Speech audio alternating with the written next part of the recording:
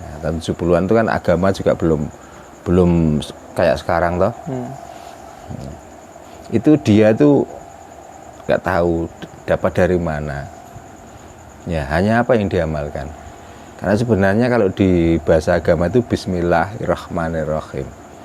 Lah, mbah saya waktu itu loh bacanya itu semelah ragim. Wah, doa ini baik. Nah, kita sungguh-sungguh apa enggak? Itu loh. Nah, ini ada hubungannya dengan Nono Soroko itu tadi. Jadi jangan karena waktunya saat itu melihat ke situ, waktu sore melihat ke sini. Kalau kita tuh nggak yakin dan karena ini sudah saya ijazahkan, tidak percaya dengan apa yang saya sampaikan.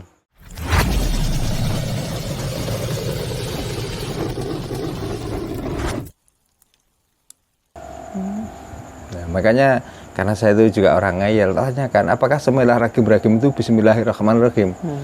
Dia jawabnya itu bukan. Itu adalah rapalan Jawa. Gitu. Artinya juga niat yang kuat tanpa ragu-ragu itu namanya semelah ragim. Gitu. Tapi kalau orang yang nggak paham, maca Bismillahirrahmanirrahim diwaca semelah ragim. Tapi apa hasilnya? Ya, dengan merapalkan semelah ragim olo kuwato. Waktu itu karena sumur juga belum banyak yang memakai sumur, pakai base atau cor bulat itu ya belum ada. Jadi sumur zaman dulu itu masih batu biasa yang ditumpuk. Ya, nah karena sudah memasuki musim penghujan, maka dia masuklah ke dalam sumur itu membersihkan kotoran-kotoran yang ada di dalam sumur.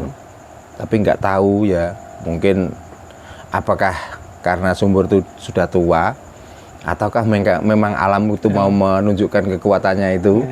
Ya, begitu dia masuk, batu yang tertata sudah rapi itu semuanya ambruk masuk ke dalam sumur. Nah, logikanya orang yang tertimbun oleh batu paling tidak kalau nggak mati itu mesti luka atau hancur, karena batu juga nggak kecil-kecil, ya besar-besar.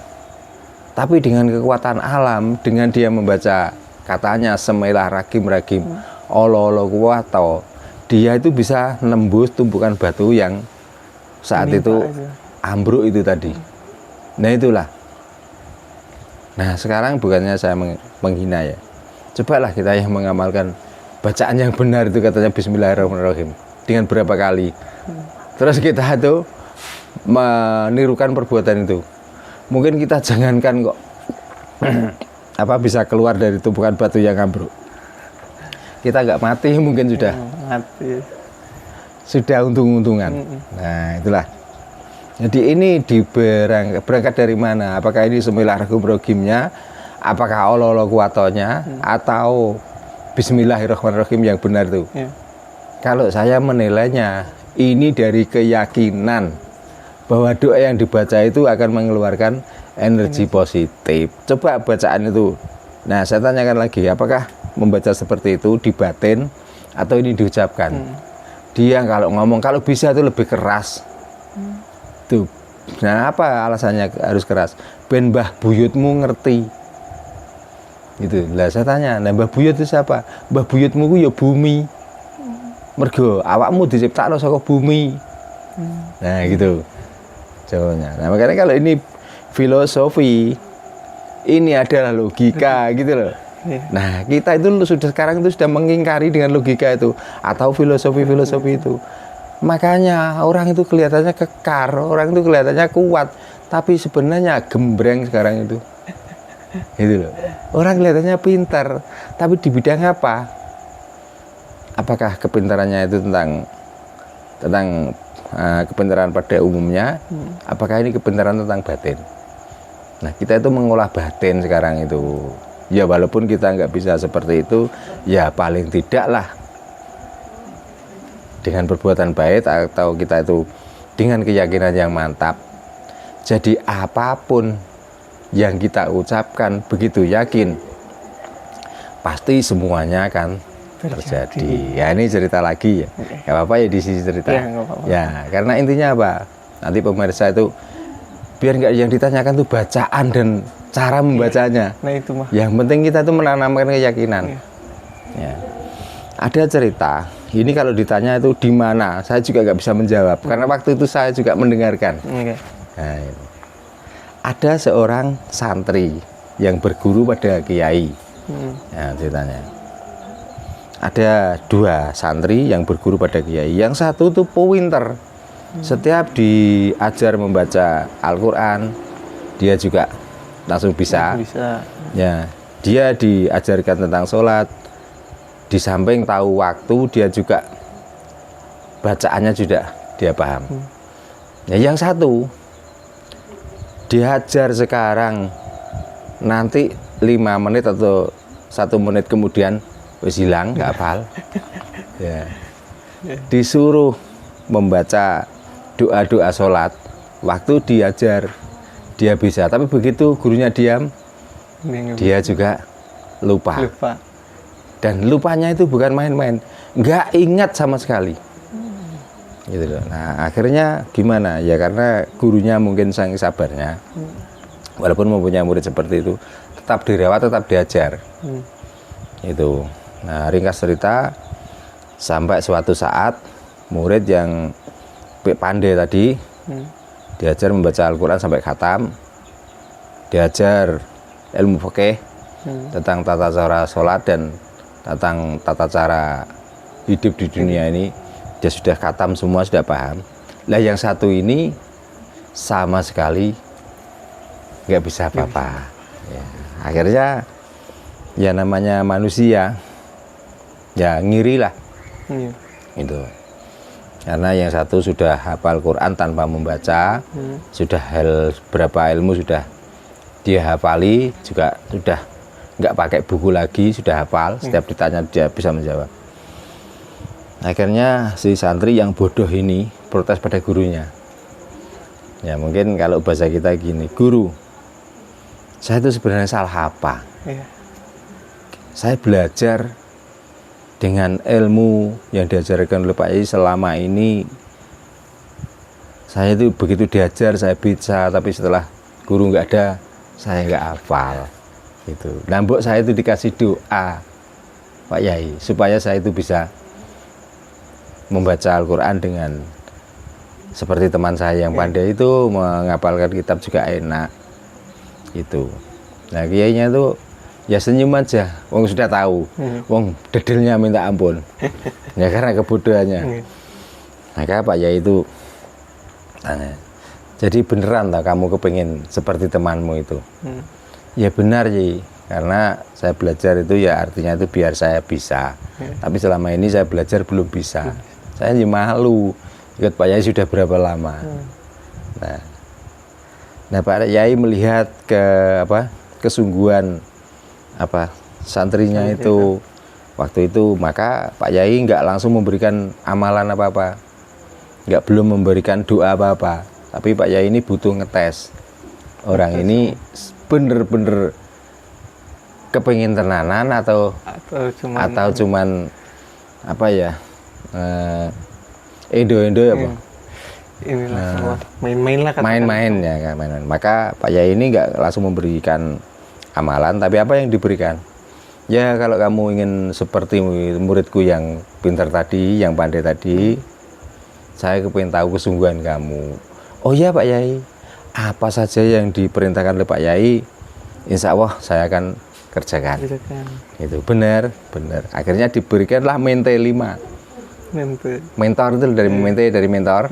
Nah itu 5. Udah gini aja, kalau kamu ingin pintar seperti temanmu yang satu itu, ini bawalah di tengah hutan, nanti bakarlah di sana.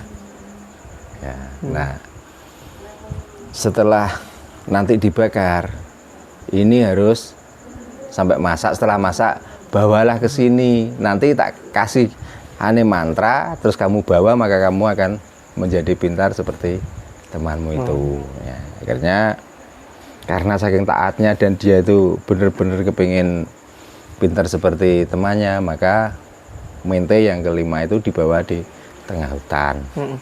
Nah, setelah dibawa ke tengah hutan, terus di situ dicarikan kayu bakar itu, dan dibakarlah mente itu. Nah setelah dibakar mente itu, Dia itu nggak fokus pada mente yang dibakar. Dia itu bingung malah. Saya itu minta doa nggak dikasih doa. Ya, saya itu mau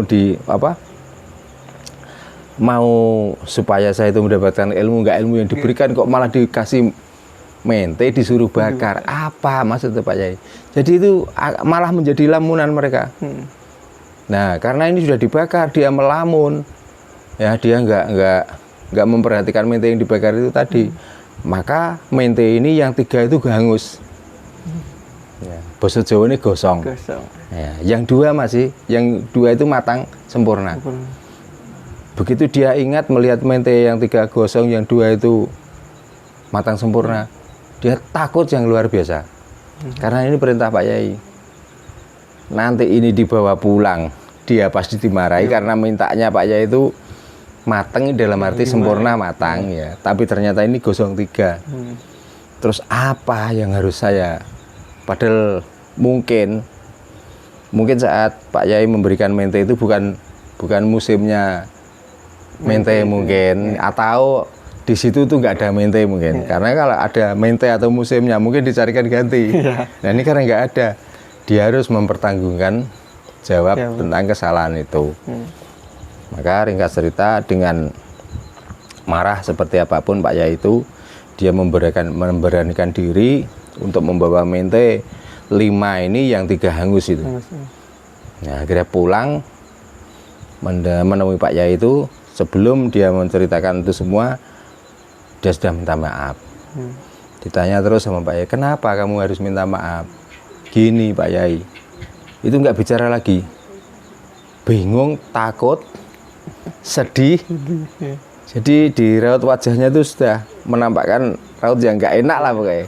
Ya, tapi nggak enaknya itu, iya karena bersalah itu. Sampai ditanya berulang-ulang, akhirnya menjawablah, maaf, beribu-ribu maaf Pak Yai, saya tidak bisa melaksanakan perintah Pak Yai dengan benar. Nah kenapa? Pak Yai menyuruh saya membawa mente 5, disuruh membakar, setelah matang atau setelah selesai saya bakar harus dibawa ke sini, tapi Pak Yai kan minta matangnya harus sempurna. Tapi Pak Yai, karena saya itu melamun. Nah melamun kenapa? Ya saya itu gini Pak Yai, saya berguru di sini sudah bertahun-tahun. Ya saya nggak bisa baca Al-Quran, nggak paham tentang kitab.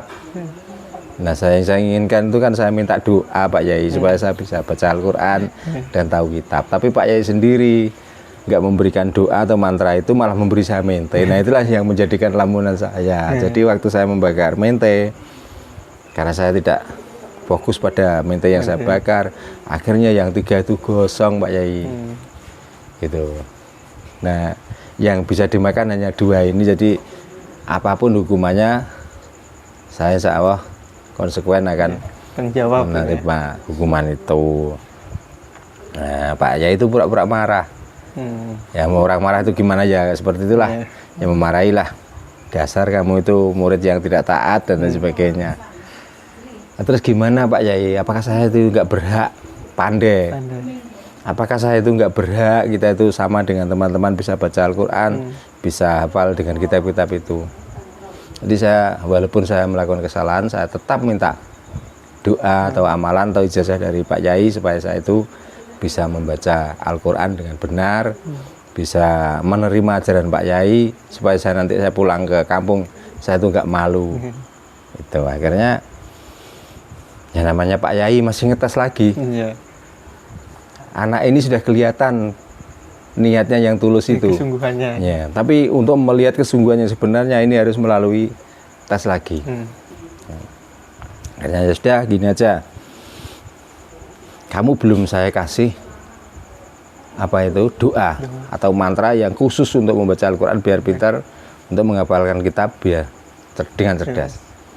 Nah lalu saya gimana? Ya gini, karena kamu saya suruh membakar mente 5 gosong 3, maka nah pada saat itu diceritakan dengan bahasa Jawa. Mulanya awakmu kudu ngapalo mente 5 gosong 3. Mentor, berarti mente itu bahasa Jawa ini mentor. Ya. Nah terus pinten-pinten dalam bahasa Jawa itu berapa hari? Gitu ya, berapa hari? Jawabannya sampai awakmu iso miber. Miber tuh Terbang. Ya. Maka baca Al-Quran aja nggak bisa. Ya. Terus di situ nggak dikasih doa, hanya disuruh menghafalkan mentor 503. Kok terus bisa miber? Ini kan pertanyaan lagi. Iya. Tapi namanya orang itu mau berusaha, mau sungguh itu tadi. Iya, sungguh-sungguh. Jadi apa perintah guru itu dilaksanakan. Maka disampun Pak Yai, kula nyuwun pamit, kula tak mlebet alas malih, tak ngamalno mentor 503. Nah, itu. Maka berangkatlah si santri bodoh ini tadi. Dari turut jalan, artinya turut jalan. Iya. Dia terus mentor 503, mentor 503. Itu sampai sekitar 3 hari. Baru nyampe di tengah hutan itu tadi. Loh, tiba-tiba di tengah hutan yang disuruh Pak Yai itu, tiba-tiba dia bisa terbang dikit. Nah, sampai akhirnya di atas beneran. Nah, di atas itu bukan dia itu senang, dia itu bingung malahan. Terus ini bagaimana cara turunnya? Itu. Terus saya itu kalau ini terus terbang lah, terus saya itu minta tolong siapa? Maka dia itu tiba-tiba dalam otaknya, saya yakin tujuan saya kemana dengan membaca mentor 503. Insya Allah bisa.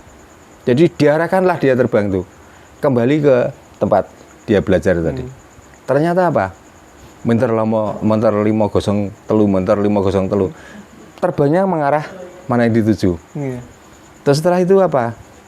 Dia mau kemana lagi dengan fokus dengan pikirannya, dengan membaca mentor 503, dia bisa ke sana. Nah, dari situlah maka dia yakin, wah, dengan sarana membakar mentor 503 ini menjadi doa yang ampuh karena ini perintah guru.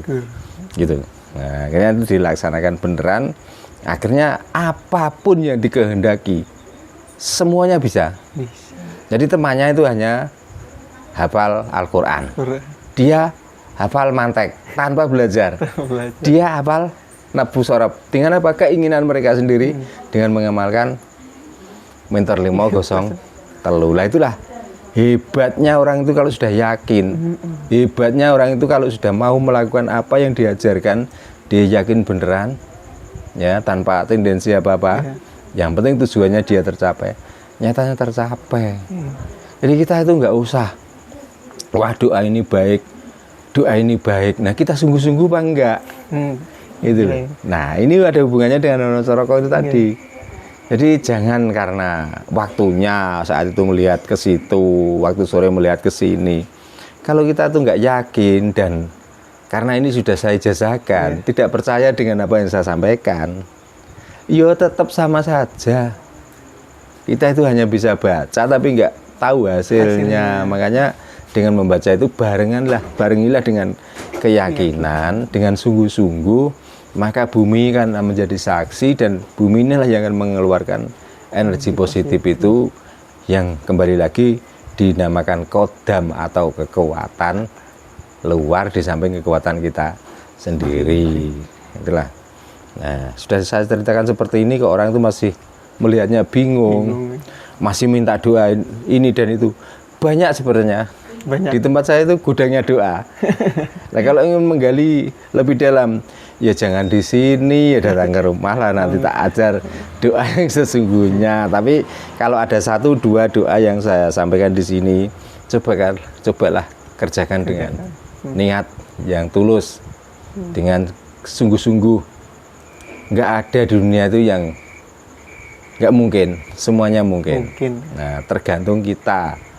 Nah, yakinlah dengan bumi, karena bumi yang akan mengeluarkan kekuatan itu. Karena bumi adalah wakil Allah atau wakil Tuhan.